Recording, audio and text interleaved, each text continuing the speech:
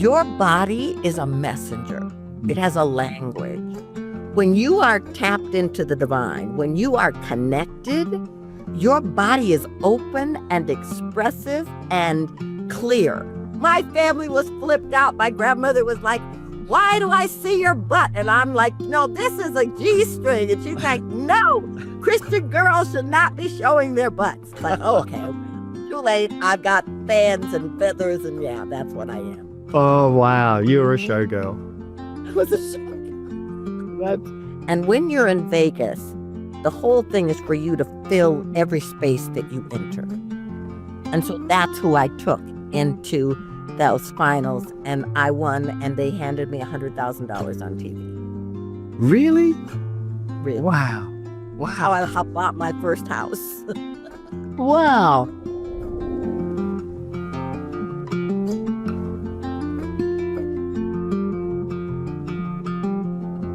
Welcome to The Unknown Path, the podcast where you hear stories of the unique grit and determination behind the success you see from the outside. The unlikely synchronicities, the coincidences and connections, the untraveled roads forged one step at a time, the trials and tribulations, the hard knocks and the celebrations. This is an authentic sharing of human stories. This week on The Unknown Path, I have the absolute honour of welcoming a truly radiant soul, Cynthia James. Cynthia is a transformational teacher, speaker, author, and sacred storyteller whose work helps people reclaim their authentic voice, heal old wounds, and step into the fullest expression of who they are. Through decades of guiding individuals and communities around the world, she has become a beacon of clarity, empowerment, and heart-led living. She's the author of several acclaimed books, What Will Set You Free, Revealing Your Extraordinary Essence, and I Choose Me, and the host of the Women Awakening podcast, where she uplifts and inspires women to live with courage, authenticity, and purpose. I am deeply grateful to sit with her today and hear some of the stories of her life. Cynthia, welcome to The Unknown Path. Oh, Jim, I'm so grateful to be with you. Thank you so much. You're welcome. It was lovely how the universe put us together twice this year. We shared a stage speaking at a conference in Santa Barbara in March, and then a mutual friend of ours reconnected us, and we didn't realize until we jumped on a Zoom call the other week and realized, oh, we know each other already. It was wonderful. It was great. It was like, oh, it's you. Yeah, that's right. So thank you so much for your time and coming on to share some stories on the unknown path. I'd love to ask, well, first of all, actually, before we start exploring stories on the road that you traveled that ended up having you here in December, we're recording this, December at the end of 2025, could you just paint a bit of a picture of your life currently? This chapter of your life, what does it look like? I'm well, if you want to look at labels, I'm an international speaker. I'm an emotional integration leadership coach. I'm an author of 6 books, a recording artist, and a performing artist. And um, I'm a person who's passionate about helping people awaken to the truth of who they've come here to be. Yeah, wow. And in your spare time? Wow, that's amazing. And you lead retreats as well around the world, is that right? I do. I lead pilgrimages to sacred sites to invite people to step away from their lives for a bit and open to the sacred information and messages from ancestors and ancient wisdom. Wow. What's one of your favorite places to take people on a pilgrimage? Ooh. Well, Egypt is one. Mhm. This year, I'm going back for my 5th time. We spend 12 days in we have, we do some of the touristy things, but we have private things like the Temple of Isis, the sunrise service. We're on a boat for 5.5 days on the Nile, and we get to go in and out of pyramids and temples. And then we have a 2-hour private Great Pyramid thing where we get to go in and do rituals. I love inviting people to to come and feel the energy of the stones and what it does because it reawakens something in us. Yeah. Yeah, I love that too. I remember the first time I went to the Colosseum, I think I was only 18. I was 18 years old and backpacking around. And I just remember standing at the Colosseum and leaning up against one of the stone walls and feeling the energy because you can actually feel it, right? And I remember trying to imagine that there were lions and gladiators and that was real, that it all happened right there. And, how much energy had been imbued into those stones. Yeah, I love that. It's beautiful. What are some of, you said that the people you take can feel it. What are some of the transformations that you enjoy um, guiding or witnessing or being present for the people you take away?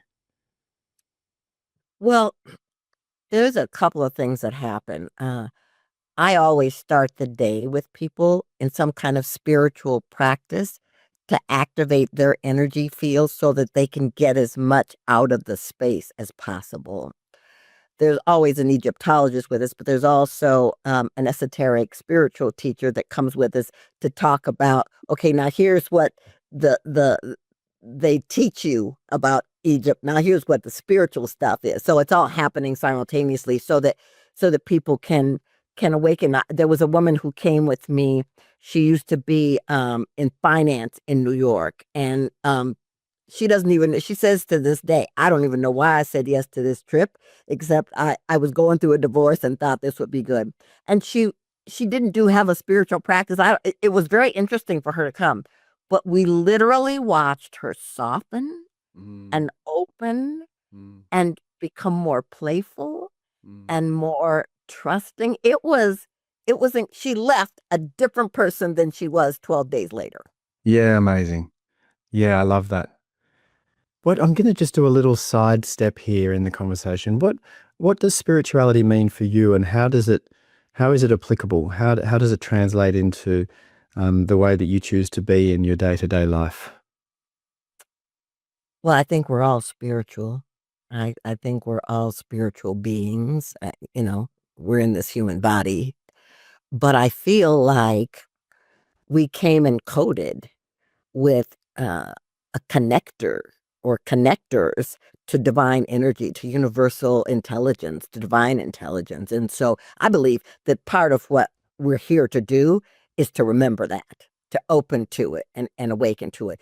So it has nothing to do with religion. It has nothing to do with dogma. It has to do with, are you willing to tap into your inner knowing, your intuitive knowing that is always guiding you, always supporting you to higher levels of consciousness. And so if you can tap into that, oh my gosh, all bets are off. You're free to experience life in its fullest because being in this human form is a gift. Yeah. Yeah, what a beautiful way of looking at it. I find it fascinating when we study people who have the gifts like savants, so someone who is a savant who can access information from the informational field and channel it almost, So, for example, someone who's had an accident, they have a head injury, and then all of a sudden they can play the piano and they'd never played the piano before. And all of a sudden they can play the piano, or all of a sudden they can paint like an artist and they'd never done that before. And it's almost like they're channeling the collective consciousness, the informational field that exists already. I love that. How do you know when you're open to that infinite wisdom and intelligence, the divine intelligence that you spoke about? How do you know when you're actually hearing that as opposed to just a voice in your head? And some people maybe get confused and they're not sure whether they're listening, whether they're hearing divine intelligence or whether they're just making up something in their head.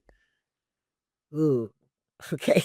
A whole lot of stuff that ran through that. So the first thing is you don't always know because a lot of times when the gifts start to emerge, you either think that everybody else is having the same experience you are, Mm. or you're like, well, what does this mean? I was just reading the book by Cynthia Erivo, Simply More, and she was talking about the fact she not only hears music, but she hears it by seeing colors, Uh-huh. Yeah. and she also feels it in the body. And she didn't know that other people didn't do that until she started being in some other place. So sometimes you don't know, but here's how you become assured. Your body is a messenger. It Mm. has a language. When you are tapped into the divine, when you are connected, your body is open and expressive and clear. When it's your mind, things can be constricted. It's trying to figure things out. It's trying to fix things, as opposed to when you're in that divine flow, there's an openness that's undeniable. It's a still point. Mm. Yeah, I love that. I love that. And I mean, we can forget, the mind can get in the way, the ego, especially our sense of identity, can get in the way and is very convincing of the illusion that we're separate. That I'm a separate thing from the environment around me and we're separate from each other. And we can forget that we are intrinsically and inseparably a part of the greater system, that we can't not be connected, but we can tend to forget that. So I love that you guide us to listen to our body, because our body is that biological connection to consciousness, and that we know in our body. That's so beautiful. Hey, Cynthia, if you could go back to you as a little girl, like maybe a 7-year-old, and she's somewhere playing happily, and you could go back to her and share with her something from your life that would surprise her and delight her and amaze her. And she'd be like, no way, I get to do that, or I have that experience. Of what's something that you could share with her that would surprise her or delight her? Well, I have a couple of thoughts about that because my childhood was rocky. And so there was a lot of abuse and trauma. And so when I was 7, there wasn't a lot of joy except in my imagination. Mm. That I would make up stories or dress up or make up songs, that could take me out of that space.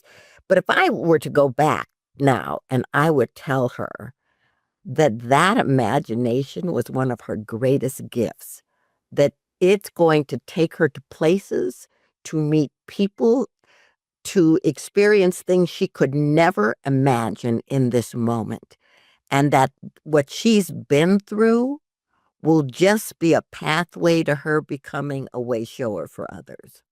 Mm. Yeah, that's beautiful. Where did you grow up? Minneapolis, Minnesota, in the Uh-huh. United States. Yeah, Minneapolis. So you grew up in the city? Hmm. Uh-huh. And what was the area, the neighborhood that you grew up in? What was it like? Can you paint a picture for me? Because I want to try and imagine what it was like when you were growing up.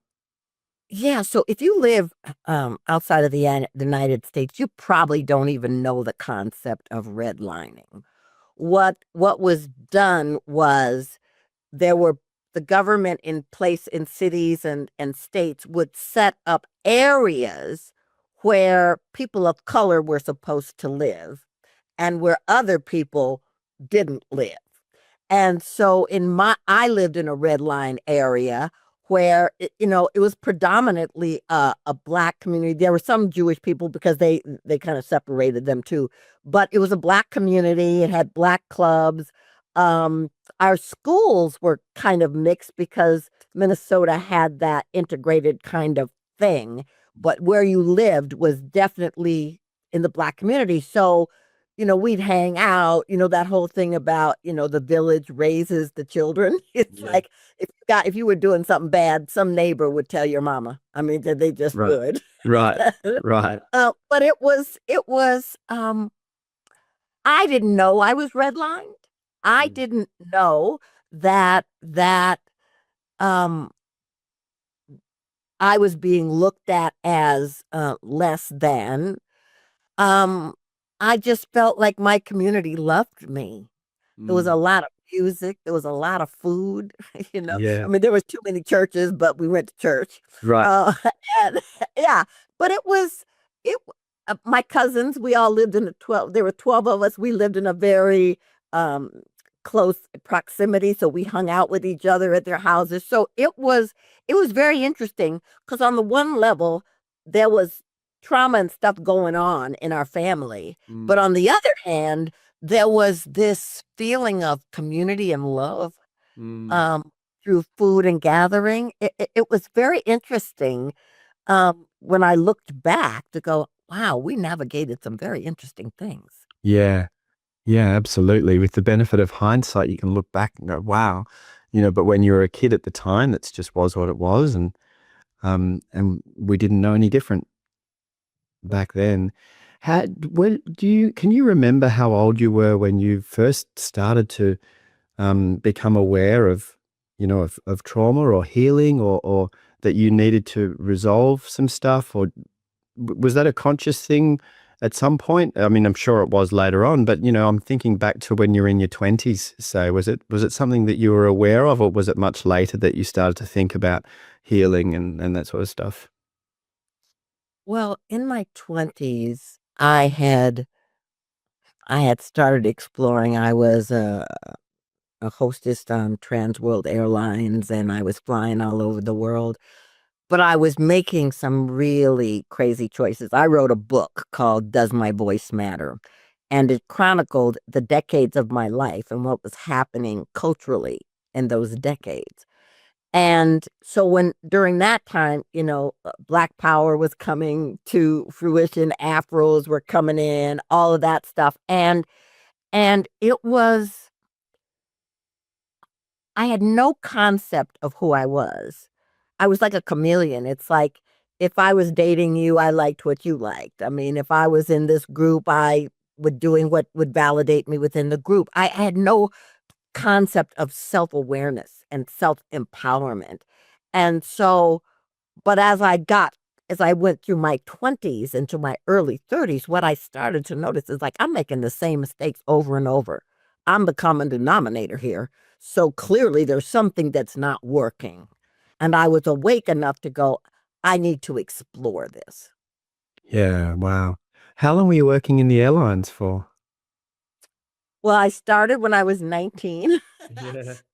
Um, I worked for 3.5 years. I was an airline hostess. I was an in-flight supervisor. I mean, I flew all over, and I got to take my mother on trips. I mean, and at that time there were not a lot of black airline hostesses, and so I mean, I felt gifted, and I Mm. was based in New York, and I felt that that little girl who imagined, she always imagined traveling. She always imagined meeting a lot of different kinds of people, even though she didn't even know what the heck she was talking about. Yeah. Then I was living it. Yeah. Yeah. What has that given you? The being exposing yourself to the big wide world, meeting people from other cultures and other languages with different food and different ways of life. What's that given you? Oh, wow. Let me tell you something. I feel everybody should travel because when you go to different places and you meet different people and you experience their culture, a couple things happen. You start to realize there's way more similarities than differences. You also realize that every single human being at the core wants the same thing: to be loved, to be seen, to be heard, to be connected with. And you become more compassionate and more understanding. I think all the divisiveness that we're experiencing in the world is because people are isolated in little bubbles and they do not understand how amazing humanity is and how interconnected we are. Yeah. Yeah, that's so true. That's been my experience as well. It doesn't matter where somebody is from, what food they like, what language they speak, what religion they follow. It doesn't matter. If you're walking down the street together and we both see a small child in need, we both have the same compulsion to go and help that child. Right? It doesn't matter where you're from. We have that same humanity um, within us. Yeah, yeah, absolutely. And so, You and I experienced that at a conference. We didn't know each other from totally different places. We're yeah, on a stage talking from totally different points of view, and yet the realization and the recognition of one another was just very clear. Was very clear. Yeah. Yeah, it was. So going back, so you're in your 20s and you've been working and traveling around the world working for an airline. At what came after that? What was the next chapter after that? Well, okay.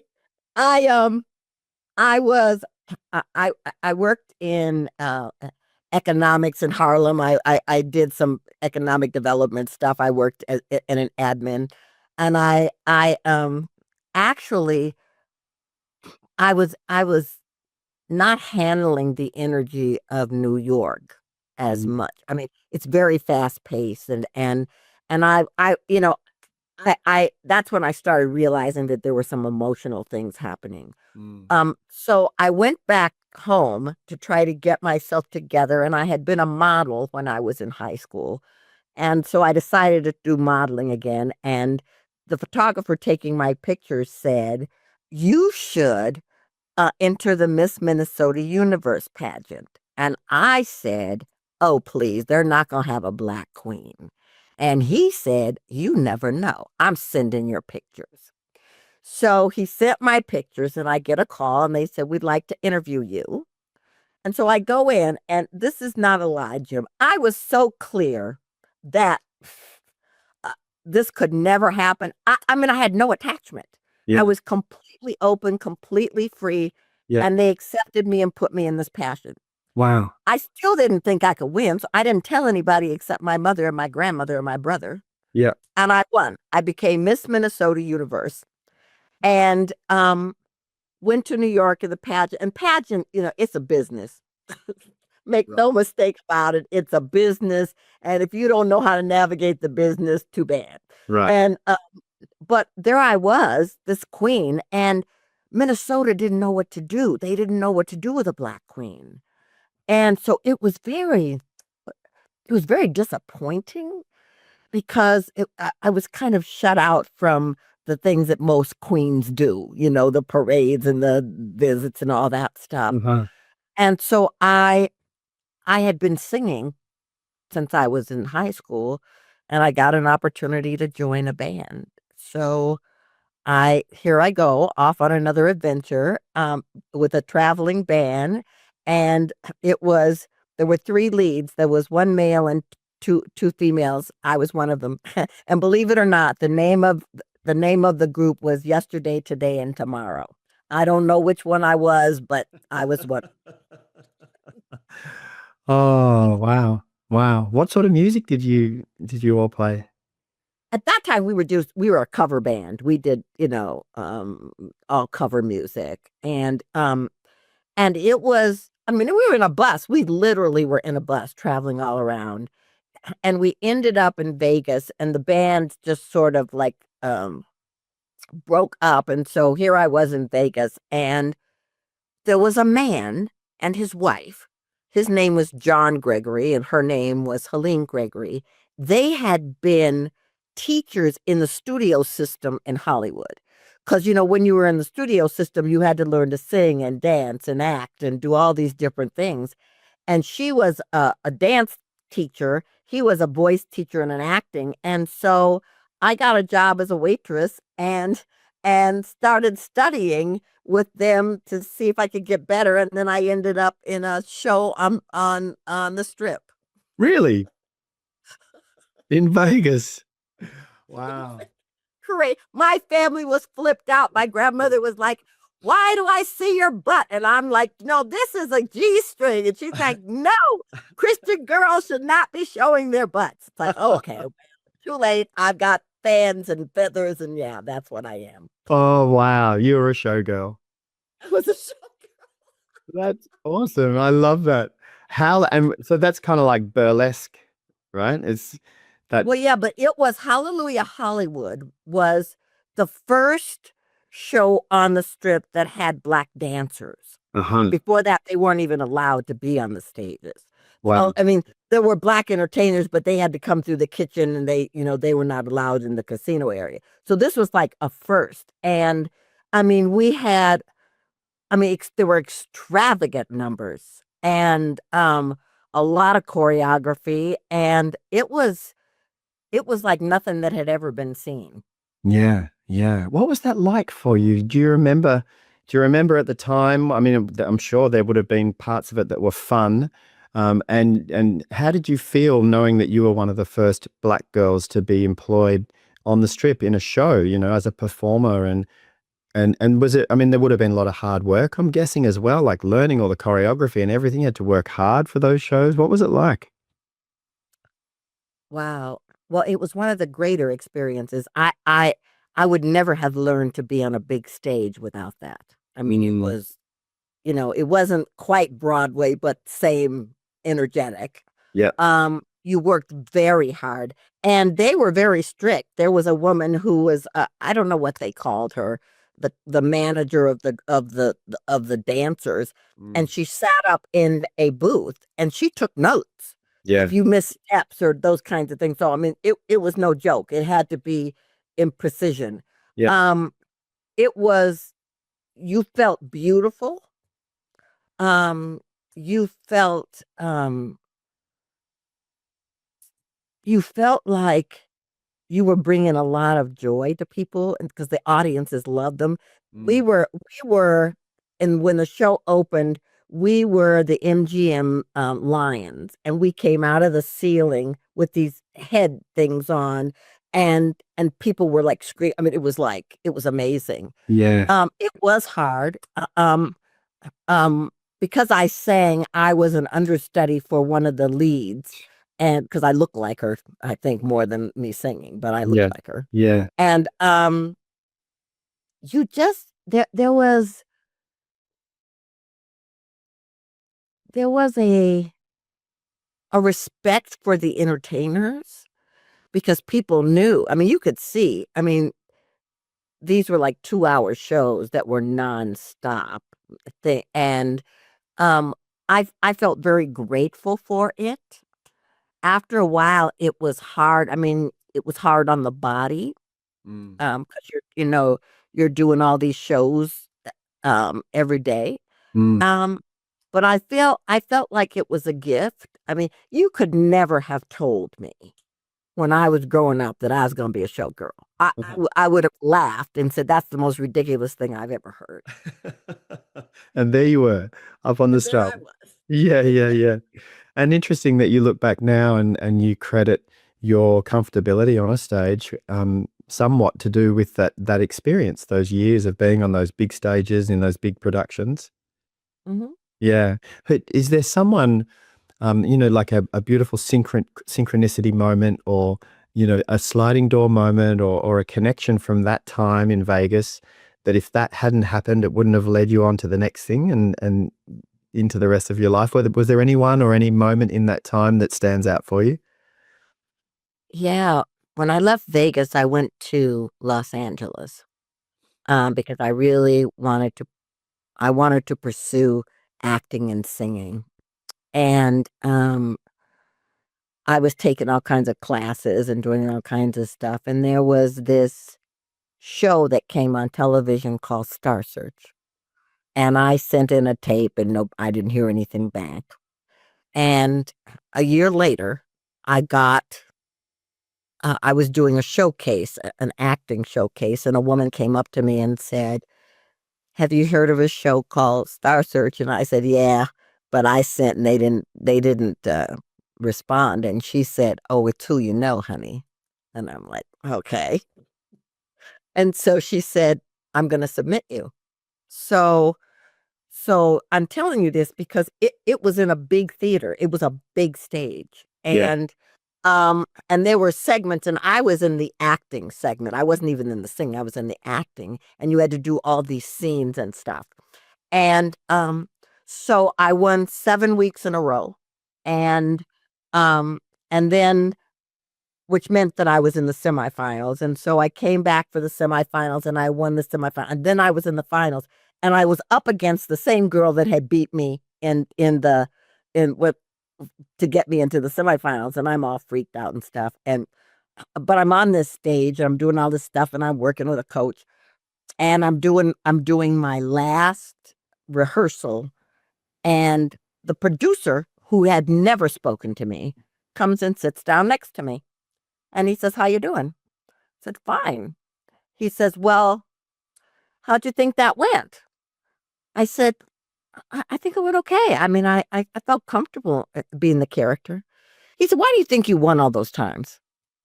And I'm thinking, why is he asking me this? And he said, "Why do you think you won?" I said, "Well, I think I'm a good actress. I think I've studied and I think I'm, that I bring that." He said, "No, you won because in every character that you brought, you were there. I didn't see her today." I freaked out. I was like, "Oh my God, is he sabotaging me? What?" But then I thought, what if that's real? So I went back to my dressing room and I was sharing a room with one of the women who was competing for singing.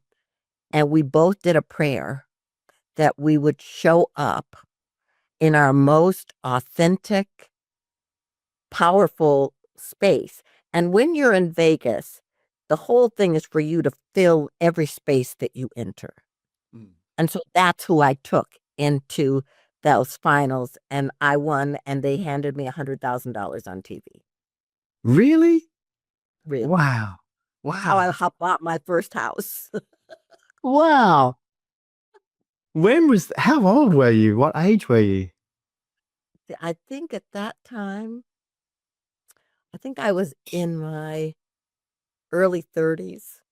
Yeah, wow. And you won the acting division of Star Search Mhm. and you won $100,000 and you bought a house. He handed me Ed McMahon handed me a check, and the acting category only lasted for a couple of years. So, I mean, I just was in some kind of synchronistic place that got into this competition. Wow. Do you remember calling your mum to let her know that you won? Oh, she was there. Oh, she was there. I had It was so funny. I flew her and my grandmother out for that, and they just like they had been when I was Miss Minnesota, they had come, um, and were blown away. I mean, it was it was probably one of those out of body experiences Mm. when you hear somebody call your name and you realize that something magnificent has just happened. Yeah. Yeah. Wow. And so did you then think, right, I'm going to go into the movies or I'm going to act on stage? Did you think there was an acting career in front of you then? Mhm. Yeah, so I did plays. I was the first Lexi on Days of Our Lives. I did movies. I mean, um, and I was an opening act for Jay Leno and a couple of other people, comics in Vegas. I mean, for a while, and it was. I can't even tell you that it was um, anything I had planned. I was just so open and available, and then at some point, the doors closed. Today, I realize it was because I was to do what I'm doing today, but Yeah. at the time, it made no sense to me. Yeah. And what was that like when the doors closed? What was that like for you? How did you get through that? I Well, first of all, you know how you try to push the envelope. I'm going to make it happen. I'm dealing with agents and Mm. all that stuff. And it was like, that's nice. It's not happening. Yeah. Uh, but the other part was like, okay, how do I take care of myself? Because I had been married to a celebrity actor, and there were children involved, and it was like, how am I going to take care of my children? How am I going to take care of myself?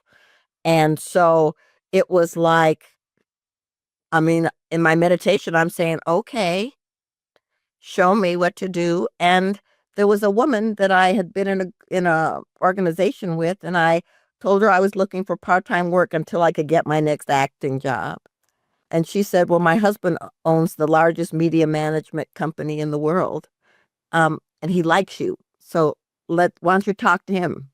So he gave me this job, and it ended up being a 7-year position. I mean, I kept being promoted as the acting career was going down, and it Yeah. was in corporate communications. And so everything changed, and I was so about survival at that time. I don't even think I realized how much grace there was in those moments to take care of me and my children.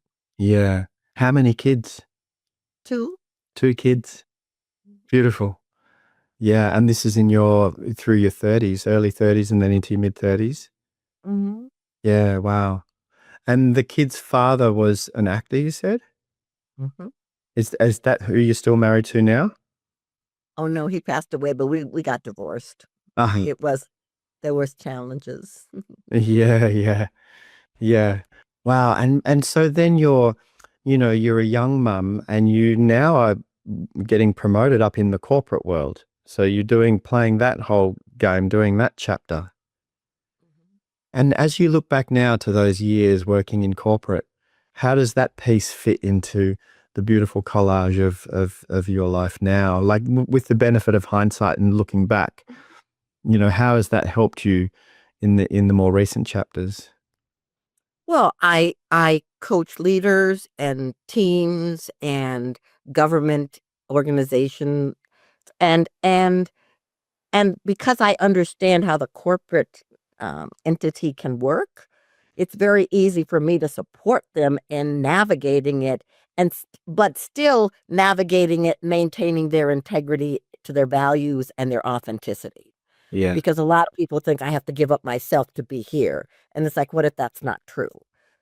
Because I got to tell you, I mean, I wasn't savvy enough to be inauthentic. I was just showing up, Right. doing what they were asking me to do, and that's when I discovered, oh, you can be yourself. I mean, there are parameters, but you can be yourself and make a difference. Yeah. Yeah, I love that. And so what happened? So how did you transition from that? What was the chapter I know we're just going through this chronologically, but I'm fascinated in the journey. Do you remember how you went from that chapter of working high up in corporate and what happened next? While I was there, I went back to school to a master's degree in spiritual psychology, and that actually was the place where the techniques for emotional integration, which is what I teach, came through. And I graduated from there, and then I had been in spiritual um, um, classes forever. And there's a minister whose name is Michael Beckwith, and I was in his community, and I went into ministerial school and became an ordained minister. So I had all of this stuff happen, and it made no sense because I didn't want to be a minister in a church. Yeah. Nothing about that was exciting to me. Yeah. Um, I wasn't sure what the heck I was going to do with this spiritual psychology. Was I going to counsel? Because it wasn't like a marriage and family degree, right? And so I didn't have any idea how all of this was going to come together, but what happened was I was invited by there in Denver, Colorado, there's a community called Mile High Church, which was one of the biggest New Thought communities. And the senior minister, I had sung there a while ago, and he invited me to come and be a minister at that community, which meant I would have had to leave Los Angeles. My husband would have had, because I was now remarried to the man I'm married to today. And it was going to change my life dramatically. But when he talked to me about how the portfolio that he wanted for me to have in ministry, it was music, it was creativity, it was women, it was teaching, and it was communication. All the things I had been trained in. Yeah. And so you said yes? I did say yes. So we've been in Colorado for 22 years now. Oh, really? That was the yes that got you to be living where you are now. Yeah, and I was there for 11 years, and this is what I want to say to anybody listening. You know, I talked earlier about that inner guidance, and in my meditations, I kept getting, you know, you need to get an office. It's time to leave. And I'm gonna do what? I'm happy where I am, and literally, it just kept getting louder to Mm. the point that I'm finishing services and I'd walk off the stage and I'd hear an audible voice, "You're done here." I mean, it was crazy. And I'm like, okay, I have taught forever that sometimes you just have to follow inner guidance, even though it's not rational. Mm. And so I'm like, okay, you're going to practice what you preach or not. And so I left and I didn't have a clientele. I opened a small office with 2 other people, and literally without marketing referrals, people started just coming to me for me to coach them. And that's where the business started. Wow. How long ago was that? Let me see. So I think it was like 11 years ago now. Uh-huh. So you've been running your own coaching practice for 11 years now. Mhm. And prior to that, you were in ministry. Is that right? You were, Right. yeah.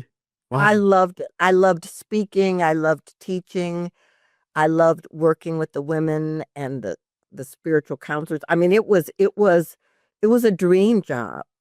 Yeah.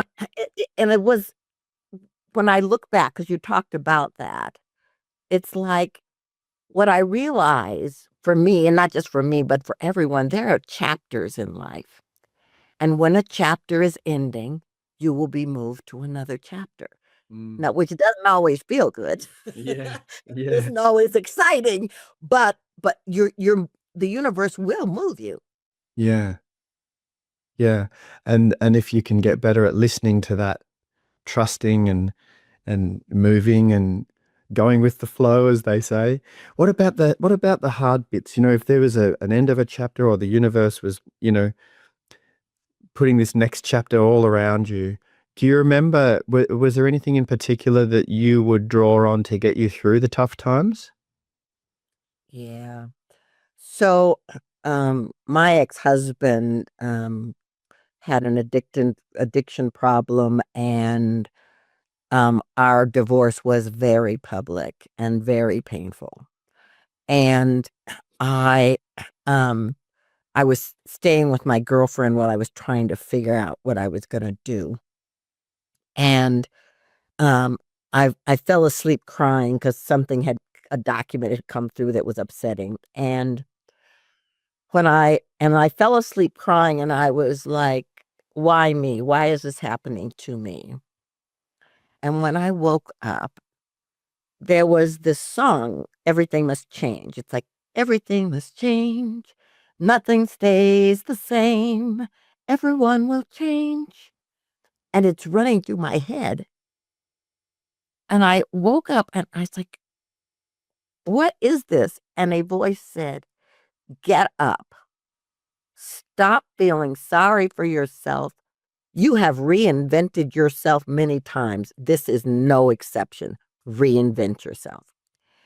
And that's what I tell my clients. You come up against a challenge, what needs to be reinvented? What needs to be released? What Mm. needs to be open to? What portal do you need to step in? What door do you need to close? I mean, it's those moments are moments for you to go into inquiry, which is the first step of emotional integration. Mm. Yeah, wow.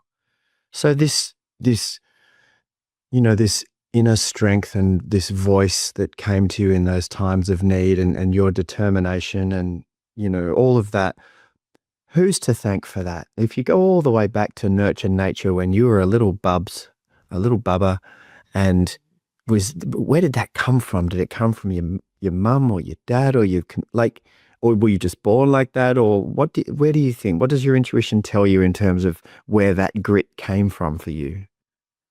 I think it came, directly from my grandmother. I mean, she was a little firecracker. When I did my TED Talk, I talked about her. She was like 4'11", and she was just intense. Um, but, there are in my family, there are 5 generations of women who have been abused and traumatized, and so it was all about, okay, what do you gotta do? How do you survive? How do you take care of yourself? And so I think that she was teaching me that without, hammering it in, and she said, "You need to know this." She said, "You come from a line of prophetic dreamers." And when she first told me that, I didn't even understand it, but then as I grew older, all the women in my family had prophetic dreams. when babies were going to be born, when there were deaths, when things were going to change, you know. And when she told me that, and she said, you can use that because it's a guidance system. Mm. Mm. Wow. She said that to you. How old were you when she said that to you? I was little, you know, maybe 9 or 10. I mean, I was young. Yeah. Wow. Yeah. And it's panned out like that. You know, she was speaking the truth. 100%. And I still have dreams like that. I dream things in the future or things. I mean, when I was young and it was happening, and I would tell people, you know, it didn't work so well. People kept saying she's a witch and crazy stuff like that. Yeah. But now I pay attention to my dreams. I write them down. You know? Yeah. Yeah. Yeah. Yeah. Wow. Is that sometimes hard? Is it sometimes hard if you have a dream about the future and it's not great? What do you do with that? Well, here's the thing. We do have free will. I mean, you could be given a guidance and a dream about something that can happen, but we do have free will, that you don't have to just go because the dream said that. But but but for me, I always ask, you know, what's the message here? Mm. Because dreams aren't always literal, you know, they're all over the place. But what's the dream? What's the message for me that I need to know in this moment? Mm. Yeah, that's beautiful. And then you get some clarity on that. Mhm. Yeah, yeah. And so you're still married to the man that you met when you moved up to Denver before you moved from LA? Actually, I met him in Los Angeles. Yeah. We both went to the same spiritual center. We've been together 30 years now, Ah. and we've been married 20, is it 25? Yeah, wow. So you met him at the spiritual center? Yeah, Agape, which was Michael Beckwith's community. Uh-huh. And what was that like? Was it was it love at first sight, or did it build slowly, or how did that happen? No, he sang in the choir, and um, you know, I worked with the teens and did other stuff in the community, and I sang there sometimes. And Michael used to have this New Year's Eve thing where he would have the community come, and people would stay all night, and they would do rituals, and they do prayer circles, and they do all of this stuff. He tells me we were in a dyad together. I don't remember. Uh-huh. But I do remember being in a dyad with a man and seeing this red building. And so, I don't know, a while later, I had been making an announcement, and I was in the bookstore, and he came up to me and he said, "I loved your announcement." And I was aware of, I call it a heart smile, but it was really like a relaxing of the heart. And I Uh-huh. thought, well, that's interesting. But I was, you know, I had just come out of this divorce, and I was like not dating and stuff. And the choir was going to sing at this prison.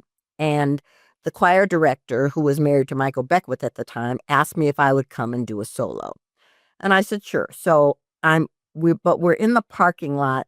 I guess there had been someone had tried to break out of the prison a couple of weeks before that. And so they were being really cautious about how they were letting people in. So we had to be in the parking lot for a while. And he walks up to me, and I had on this orange sweater, and he said, "You look great in that light." And I said, What are you, a photographer?" And he said, "Actually, I am." Oh, I love that. That's right. And it took him a while. He asked for my number, but it took him a while to call me. And he said it took him a while because he knew that this wasn't just going to be a fling. Or if he was going to ask me out, it was going to be significant. So Well, he was right. he was totally right. And you know, it was really interesting because I knew there was something about him, but I didn't really understand what it was. But he's been a seeker since he was like a teenager. Mm. Yeah. Yeah. And he's a world-renowned photographer, and he captures essence and light. Um and so us having conversations were effortless. Yeah, beautiful. Beautiful. I've got two questions. One is not so important, but just I think for people who are listening who are not sure what a dyad is, what's a dyad? So a dyad is when there's two people facing each other, and there's some kind of thing that they're supposed to do. So one person talks, or the other person talks, or some dyads in spiritual communities is like there's no conversation. There's just connecting through the eyes to see the soul of the other person. And and so when I was in the University of Santa Monica for spiritual psychology, we did a lot of dyads where we were learning techniques for counseling. Yeah. Yeah, I love that. Yeah, Talia and I have sat in lots of workshops, and on our retreats as well, we facilitate for that same exercise. In Tantra, it's called transfiguration. So when you're transfiguring, it's just two people sitting opposite each other and just allowing each other to see each other, just with eye contact and no words. And then obviously sometimes you can share stories and stuff like that. Yeah, that's beautiful. And the other thing, so music has obviously always been a part of your life. Music is like this theme that's gone through all the chapters.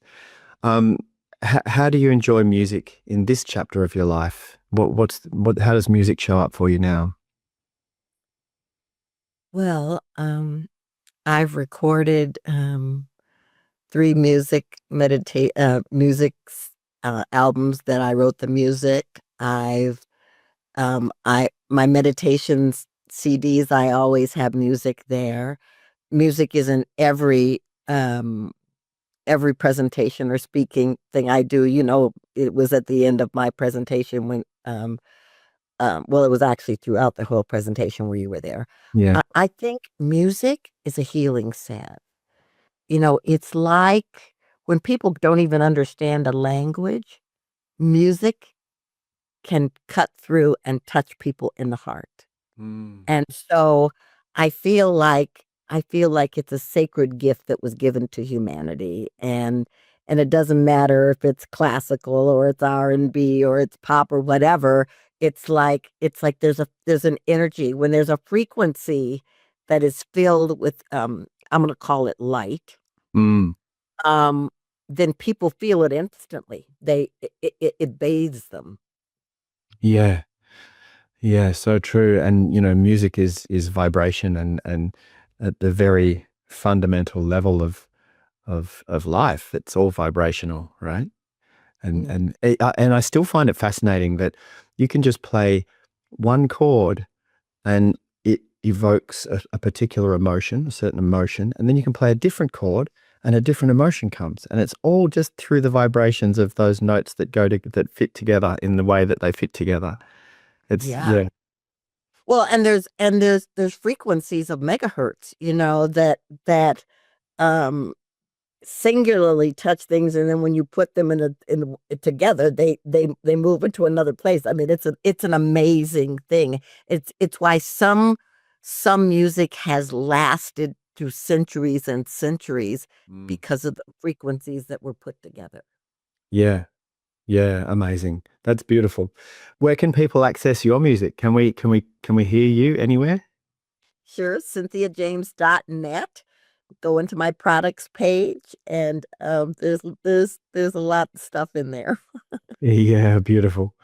And so as we, bring this conversation naturally towards the end of it, just a couple more things that I'm curious about. So over the journey, what's a theme or an idea or a piece of wisdom that you've, learnt and embodied now that you will have with you forever, that's something that still guides you to this day?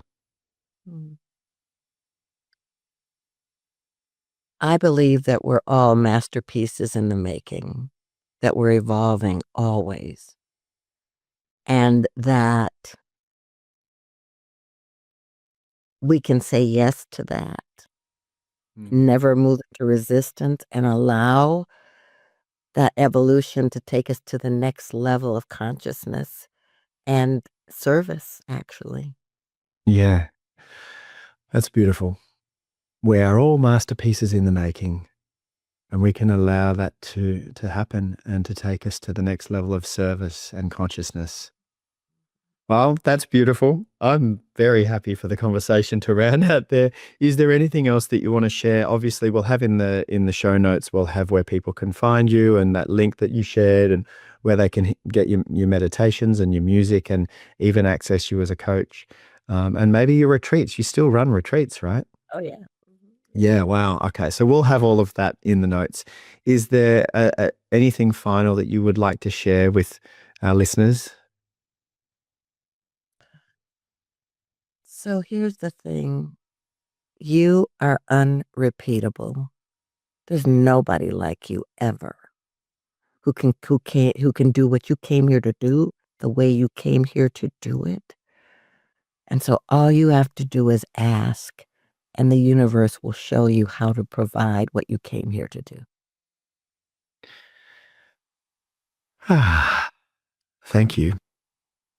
That's beautiful. And you have a really lovely voice. It's so nice to hear your voice. It's obviously um, been in service for you throughout all of your singing and your performing, and now your guidance and guiding people and meditations and coaching and everything like that. It's a very soothing voice, Cynthia.